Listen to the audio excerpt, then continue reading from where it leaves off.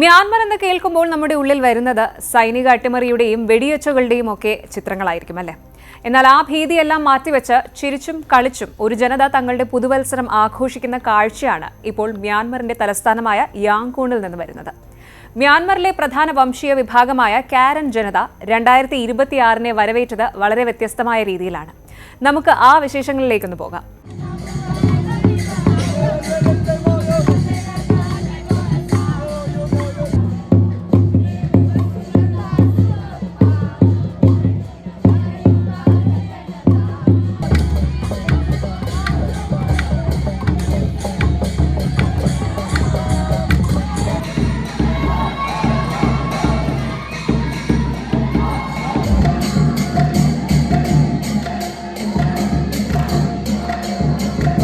പരമ്പരാഗത വസ്ത്രങ്ങൾ ധരിച്ച കലാകാരന്മാരുടെ മനോഹരമായ നൃത്തങ്ങൾ അവിടെ അരങ്ങേറി. അതുകൂടാതെ കൗതുകകരമായ ചില മത്സരങ്ങളും ഉണ്ടായിരുന്നു. ആം റെസ്ലിംഗ്, പില്ലോ ഫൈറ്റ്, അങ്ങനെ പലതും. നമ്മുടെ ജനുവരി 1 പകരം ചന്ദ്രമാസ കലണ്ടറും നെല്ല് വിളവെടുപ്പിന്റെ അവസാനവും നോക്കിയാണ് ഇവർ പുതുവത്സരം ആഘോഷിക്കുന്നത്.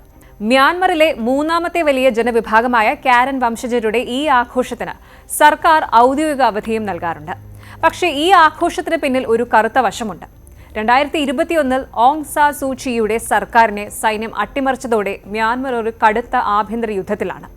അന്ന് തുടങ്ങിയ പ്രക്ഷോഭങ്ങളെ സൈന്യം ക്രൂരമായി അടിച്ചമർത്തിയപ്പോൾ പലരും കാടുകളിലേക്ക് ഓടിപ്പോയി ഗറില്ല യൂണിറ്റുകൾ രൂപീകരിച്ചു.